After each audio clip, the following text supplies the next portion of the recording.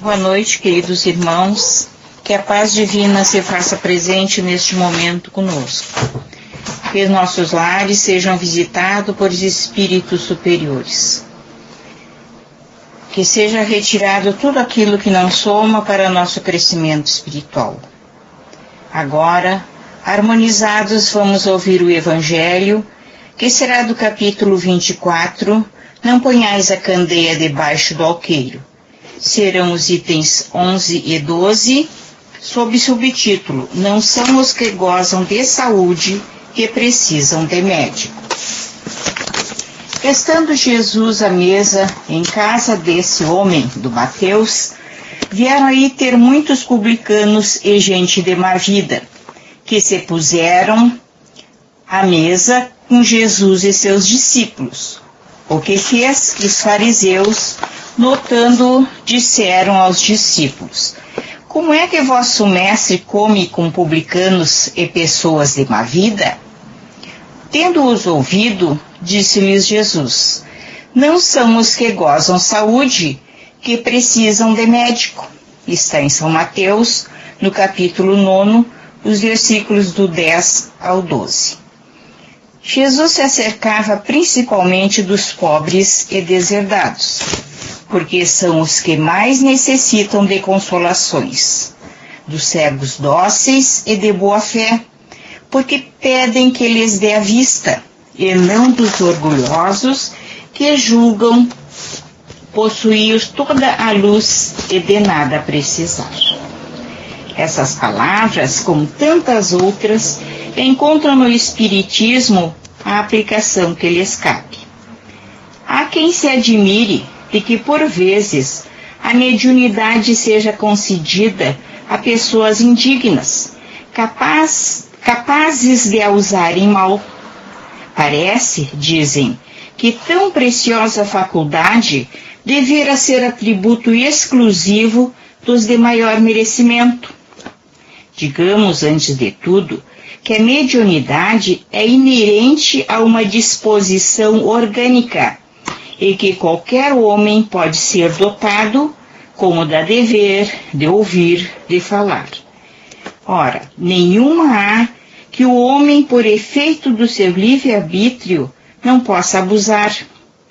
E se Deus não houvesse concedido, por exemplo, a palavra senão aos incapazes de proferirem coisas más, maior seria o número dos mudos do que dos que falam. Deus outorgou faculdades ao homem e lhes dá a liberdade de usá-las, mas não deixa de punir o que delas abusa.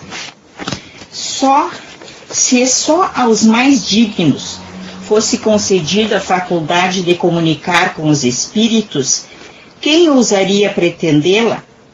Onde é o demais o limite entre a dignidade e a indignidade? A mediunidade é conferida sem distinção, a fim de que os espíritos possam trazer à luz todas as camadas, a todas as classes da sociedade, ao pobre como ao rico, aos retos, para os fortificar no bem, aos viciosos, para os corrigir. Não são esses últimos os doentes que necessitam de médico? Porque Deus, que não quer a morte do pecador, o privaria do socorro que o pode arrancar do lameiro? Os bons espíritos lhe vêm auxílio, e seus conselhos dados diretamente são de natureza a impressioná-lo de modo mais vivo do que se os recebesse indiretamente. Deus, em sua bondade, para lhes poupar o trabalho de ir buscá-la longe, nas mãos lhe coloca a luz. Não será ele bem mais culpado se não a quiser ver?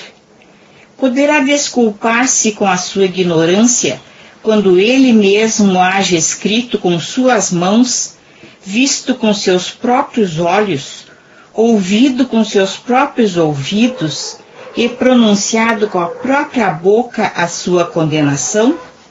Se não aproveitar, será então punido pela perda ou pela perversão da faculdade que lhe fora outorgada, e da qual, nesse caso, se aproveitam os maus espíritos para o obsediarem e enganarem, sem prejuízo das aflições reais com que Deus castiga os servidores indignos e os corações que o orgulho e o egoísmo endurecem.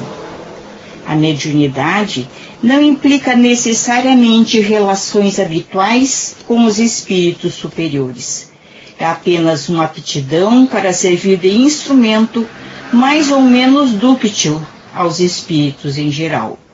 O bom médium, pois, não é aquele que comunica facilmente, mas aquele que é simpático aos bons espíritos e somente deles tem assistência.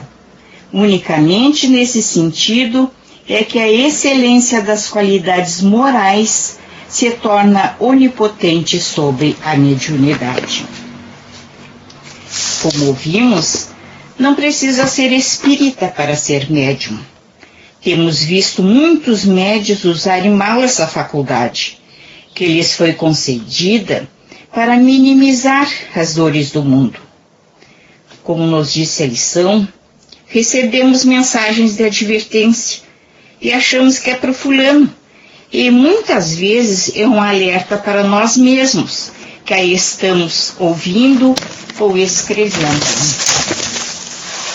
O são não precisa de médico, porque ele professa fé e tem a certeza que um ser superior zela por ele.